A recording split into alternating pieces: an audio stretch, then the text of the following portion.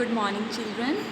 After the topic, now we are starting with the new theme agriculture and irrigation. अब तक हमने ये पढ़ा था कि चोलास ने किस तरह अपनी पावर और वेल्थ को राइज किया था। तो चोला डायनेस्टी ने अपनी एक जगह एक अपना नेम बनाया था, अपनी इस्टेब्लिशमेंट की थी। अब हमें देखना है कि किस तरह चोलास ने आगे राइज होके अपनी न्यू डेवलपमेंट्स करी, कहाँ, एग्रीकल्चर और इरिगेशन के अंदर। हम सभी को ये पता है कि अगर हम पुराने टाइम की बात करें, हड़प्पा सिविलाइजेशन की बात करें, इंडस वैली सिविलाइजेशन जिसको हम कहते हैं कि बात करते हैं, तो उन दिनों जो लोगों का प्रोफेशन होता था वो एग्रीकल्चर होता था। लोग एग्रीकल्चर के लिए खाना मतलब जो भी पेशेंट्स हमारे लिए करते थे वो एग्रीकल्चर में करते थे। तो हमारी एग्रीकल्चर की जो न्यू डेवलपमेंट थी वो बहुत ज़्यादा राइज हो रही थी।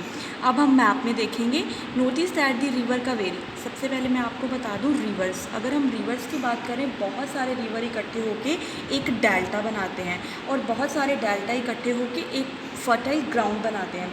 अगर आपकी ग्राउंड फर्टाइल होएगी, आपकी ज़मीन अपनी सॉइल फर्टाइल होएगी, तो ही आप एग्रीकल्चर कर सकते हो, क्योंकि बिना एग्रीकल्चर के हमें खाना नहीं मिलेगा। तो हमारी एग्रीकल्चर टेक्निक्स बहुत ही अच्छी होनी चाहिए थी। हम बात कर रहे हैं रिवर कावेरी की। रिवर जो कावेरी था उसकी जो ब्रांचेस थी उसको छोटे छोटे चैनल्स में बांटा हुआ था और वो सारी आके कहाँ मिल रही थी, बे ऑफ बंगाल के अंदर। अच्छा, हम बात करते हैं वाटर। आपको पता है कि एग्रीकल्चर के लिए हमें वाटर की नेसेसिटी बहुत थी, क्योंकि जो वाटर है हमारी बेसिक नेसेसिटी है, बेसिक अमेनिटी है। तो हमें अपनी पर्टिकुलरली उन दिनों राइस का नाम होता था, राइस की कल्टीवेशन के लिए आपको वैसे भी पता है कि राइस के लिए हमें बहुत सफिशिएंट अमाउंट ऑफ वाटर चाहिए होता है, ठीक है। उसके बाद हम बात कर रहे हैं एग्रीकल्चर। एग्रीकल्चर ने अपने आप को, एग्रीकल्चर सबसे ज़्यादा कहाँ डेवलप हुआ था, तमिलनाडु के अंदर। अगर हम बात करें 5th और 6th सेंचुरी के अंदर, this area was opened up for large scale. हमें कल्टीवेशन वहाँ बहुत ज़्यादा लार्ज स्केल, चोलास ने अपनी डायनेस्टी तो बना रखी थी, अपना नेम तो बना ही रखा था, और इसी तरह एग्रीकल्चर और इरिगेशन के मामले में भी इन्होंने अपना बहुत नेम फेम बनाया। यहाँ पे जो एग्रीकल्चर किया जाता था वो लार्ज स्केल पे किया जाता था, लार्ज स्केल कल्टीवेशन की जाती थी और धीरे धीरे सब रीजन्स में फैल रहा था। अगर हम डेल्टा रीजन की बात करें, देखो हमें पता है कि कई बार वाटर की, अगर वाटर बहुत ज़्यादा है तो वाटर को फ्लड से बचाने के लिए, किसी और चीज़ से सेव करने के लिए, ताकि फ्लड ना आ जाए, हड़ ना आ जाए, उनके लिए हम इम्बैंकमेंट्स बनाते थे। उसके बाद कैनल्स भी बनाए गए, क्योंकि पानी हमें खूब सारा चाहिए होता था, कोई भी हमने क्रॉप ग्रो करनी है, कुछ भी ऐसा करना है। तो यहाँ पे आप इस पिक्चर में देख रहे हो, now coming to this picture, move into this picture. इस पिक्चर में आप देख रहे हो एक ब्यूटीफुल लेक बनी हुई है। इस ब्यूटीफुल लेक का मतलब क्या है कि अगर एग्रीकल्चर के लिए या क्रॉप्स को ग्रो करने के लिए वाटर चाहिए तो यहाँ से हम लोग ले सकते थे। ये वाटर फील्ड्स बना रखे थे यहाँ पे, साल में 2 क्रॉप्स को ग्रोन किया जाता था, ठीक है। बहुत सारे केसेस में हम देखते हैं कि हमें वाटर क्रॉप्स के लिए बहुत सारा वाटर चाहिए होता है, वैरायटी ऑफ मेथड्स चाहिए होते हैं इरीगेशन के लिए। हम देखते हैं कि वाटर के लिए हम लोगों को कई बार हम विलेज में देखते थे कि क्या बनाए जाते थे, वेल्स बनाए जाते थे। वेल्स को डिग किया जाता था, उनके नीचे खुदाई करी जाती थी। इसके बिना अगर आपको वाटर टैंक्स भी चाहिए तो टैंक्स में भी आप वाटर को ले सकते थे, आपके लिए रिक्वायरमेंट पूरी प्लानिंग की जाती थी। एक चीज़ आपको और शेयर करती हूँ, इरिगेशन जो है वो प्लानिंग के हिसाब से ही होता था, किस तरह कौन सी फसल ग्रो करनी है। मैंने बताया कि ईयर में आपको 2 क्रॉप्स ग्रो करनी होती हैं, तो उन 2 क्रॉप्स के लिए आपको क्या करना होगा, पूरी प्लानिंग करनी होगी, पूरी मेंटेनेंस करनी होगी। पानी आप लेक से भी ले सकते हो, पानी आप कहीं से भी ले सकते हो। Most of the new rulers as well, इस तरह विलेज के लोगों ने क्या किया, took an active interest in these activities. सब लोगों ने इसके बीच में वो एक्टिविटीज़ में इंटरेस्ट लिया, क्योंकि हमें जो चोला डायनेस्टी थी उसका बढ़ता हुआ एक्सपेंडेशन, उस तरह उन्होंने अपना जो एक्सपेंशन था वो बहुत ज़्यादा बढ़ा के रखा हुआ था। ओके, नाउ हम कर रहे हैं एडमिनिस्ट्रेशन ऑफ द एम्पायर। देखो, एम्पायर की बात करो, एक 10 साल के बच्चे को या 15 साल के बच्चे को हम सिंहासन पे बिठा देंगे। बिठाने का मतलब मैं पहले भी बताया था, इसका मतलब उसको पूरा एडमिनिस्ट्रेशन करना पड़ेगा। गद्दी पे बैठने का मतलब बहुत सारे रिस्पॉन्सिबिलिटीज़। क्लास में हम किसी बच्चे को मॉनिटर बना देते हैं, मॉनिटर बनाता तो इसका मतलब ये थोड़ी कि उसको मॉनिटर बना दिया वो इंटेलिजेंट है। उसको बहुत सारी रिस्पॉन्सिबिलिटीज़ दी जाएंगी, उसको डिसिप्लिन देखना पड़ेगा, उसको नोटबुक्स की भी देखनी पड़ेगी, किन बच्चों की कंप्लीट हैं, किन की नहीं है। तो हम ये छोटे छोटे टास्क बच्चों को क्लास मॉनिटरिंग में देते हैं। तो इसका मतलब एक एम्पायर का एडमिनिस्ट्रेशन करना, दैट मीन्स किंग एडमिनिस्ट्रेशन कर रहा है, तो उसके बीच में सारी क्वालिटीज़, अकेला किंग कुछ नहीं कर सकेंगे, उनको अपने अंडर कुछ रखने पड़ेंगे, चीफ्स रखने पड़ेंगे, वॉरियर्स रखने पड़ेंगे। तो इस तरह एडमिनिस्ट्रेशन को हम किस तरह से ऑर्गेनाइज करते हैं, सबसे पहले मैं आपको बता देती हूँ।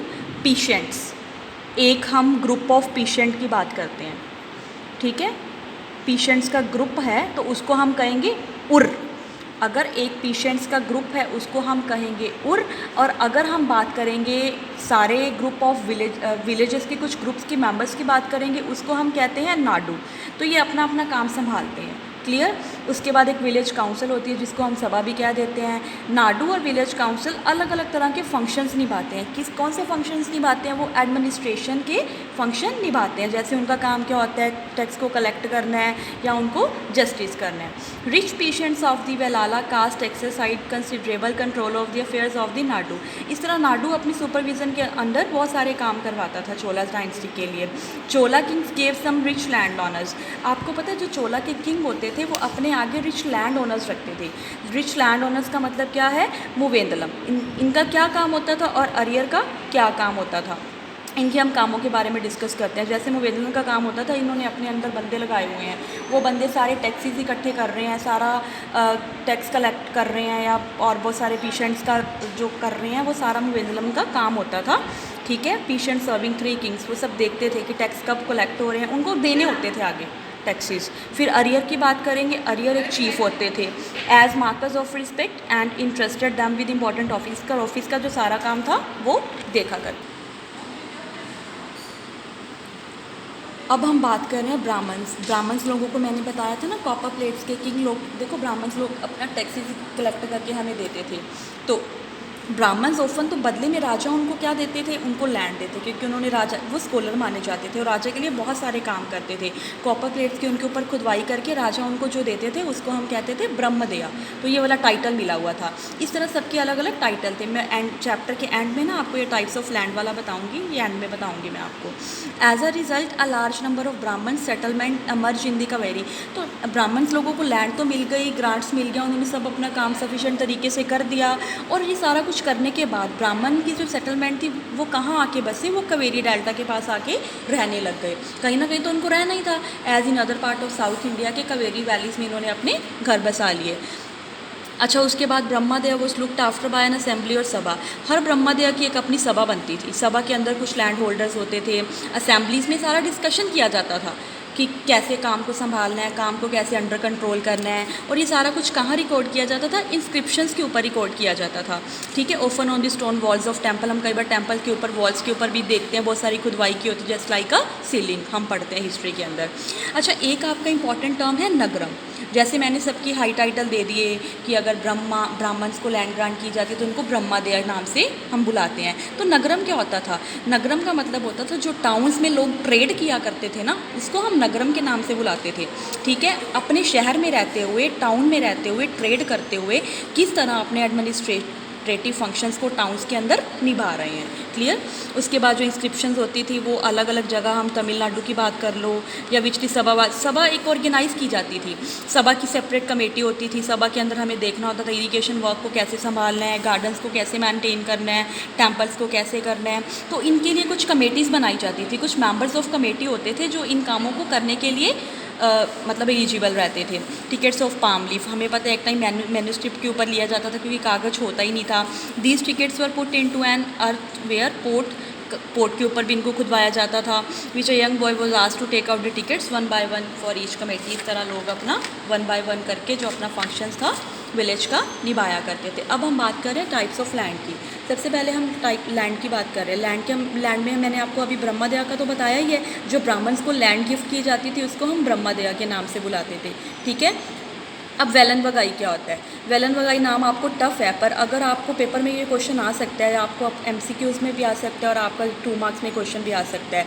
तो नॉन ब्राह्मण्स जो पेशेंट्स होते थे ना, वेलन, जैसे मैंने अभी वलाला के बारे में आपको बताया था कि वो सारा काम देखते थे, टैक्सेस इकट्ठा करते थे, वैसे जो वेलन वगई है land of non Brahmins peasant properties. Brahmins नहीं होते थे कास्ट से वो लोग, नॉन ब्राह्मण्स एक तरह से पीशेंट, ग्रुप ऑफ पीशेंट होते थे। वेलन जैसे मैंने बताया ग्रुप ऑफ पीपल होते, नाडू जैसे नाडू बताया वैसे ही होता था वेलन वगई। ठीक है। उसके बाद हम बात करें शाला भोगा। शाला भोगा क्या होता है मैं बताती हूँ। शाला जैसे हम पाठशाला की बात कर लो, वैसे ही शाला भोगा को आपको याद करना होगा। और ये वाली जो स्कूल को ना बहुत सारी लैंड दी जाती थी स्कूल को मेंटेन करने के लिए, गिफ्ट्स में दी जाती थी। ठीक है। अब हम बात करेंगे देवदाना। देवदाना नाम याद कर लो। ये टेम्पल्स के लिए जो लैंड है वो गिफ्ट्स में दी जाती थी। पल्ली चंदम का बात करेंगे हम। ये लैंड डोनेट की जाती थी उस टाइम में जैन लोगों को, जो जैन बाईकास्ट जैन होते हैं, अपने इंस्टीट्यूशन बनाने के लिए।